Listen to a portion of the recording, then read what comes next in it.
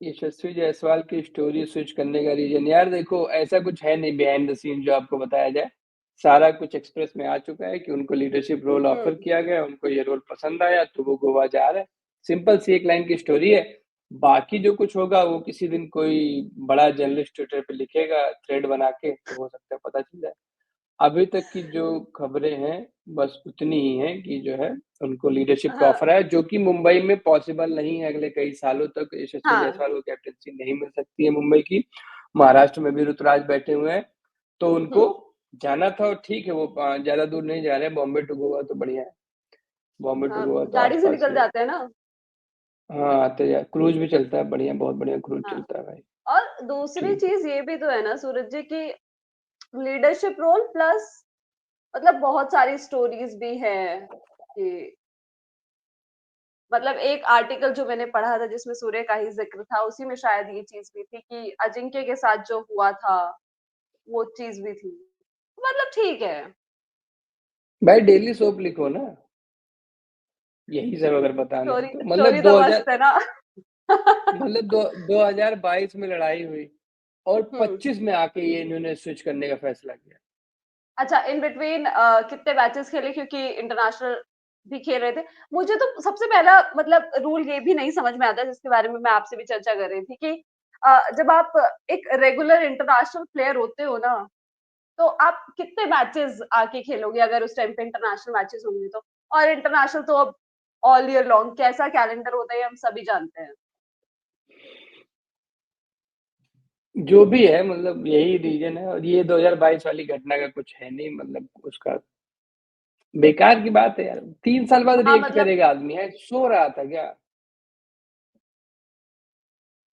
हाँ वो भी 3 साल बाद रिएक्ट करेगा, वो भी तब करेगा जब अजिंक्य रहाणे ऑलमोस्ट रिटायरमेंट के करीब आ गए। अभी कहाँ आप भाई कब सोच रहे तक हो वो ढोएंगे? रिटायरमेंट के करीब आ गए।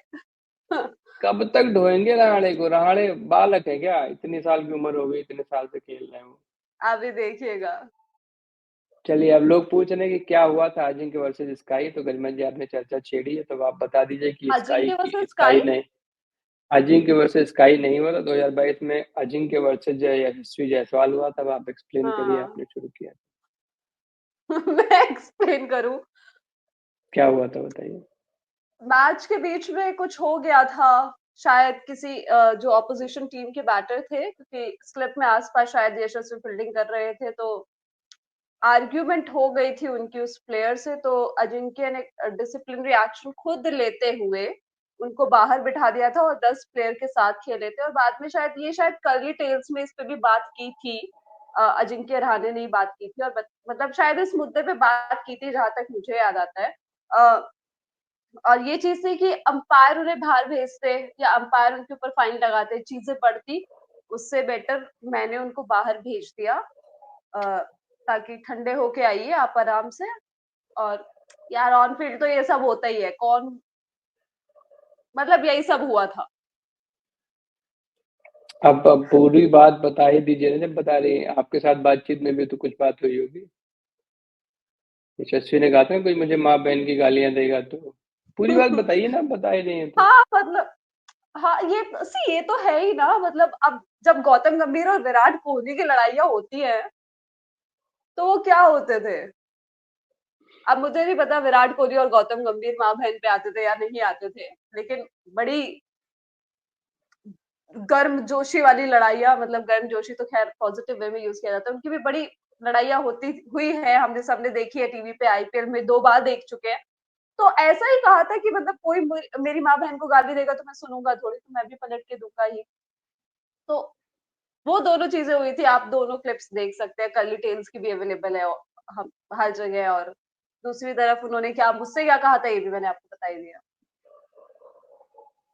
तो मतलब अगर स्पष्ट शब्दों में कहें तो 2022 में अजिंक्य रहाणे ने यशस्वी जायसवाल को चलते मैच से बाहर भगा दिया था। वो फील्डिंग कर रहे थे क्योंकि वो लगातार स्लेज कर रहे थे बैट्समैन को। और रहाणे ने ये कहा कि अंपायर और रेफरी की डांट से या फिर फाइन से बचाने के लिए मैंने जायसवाल को बाहर किया। लेकिन जायसवाल का इस पे कहना था कि कोई अगर मुझे माँ बहन की गालियां देगा तो मैं चुपचाप सुनूंगा नहीं। हाँ, ये बात उन्होंने इंटरव्यू में कही थी। बाद में रहाणे ने एक इंटरव्यू में बताया था ये सब कि मैंने कैसे उनको शील्ड किया और कैसे बचाया। हुँ। लेकिन उस टाइम जो भी घटना थी उस पर काफ़ी बातें हुई थी। इस तरीके से नहीं करना चाहिए था और युवा यंग प्लेयर है, अगर पलट के कुछ कह देता तो तमाम तरह की थ्योरी चली थी। लेकिन बात यही थी हाँ। कि मतलब करने के वही चक्कर में जो यशस्वी मैचेस में भाग गया। नॉर्मली होता है, बस वो बात इसलिए बढ़ गई थी, वो बात मीडिया में भी इसलिए अगर वो वहाँ पे स्लेजिंग चलती रहती तो ज़्यादा वो नहीं होता।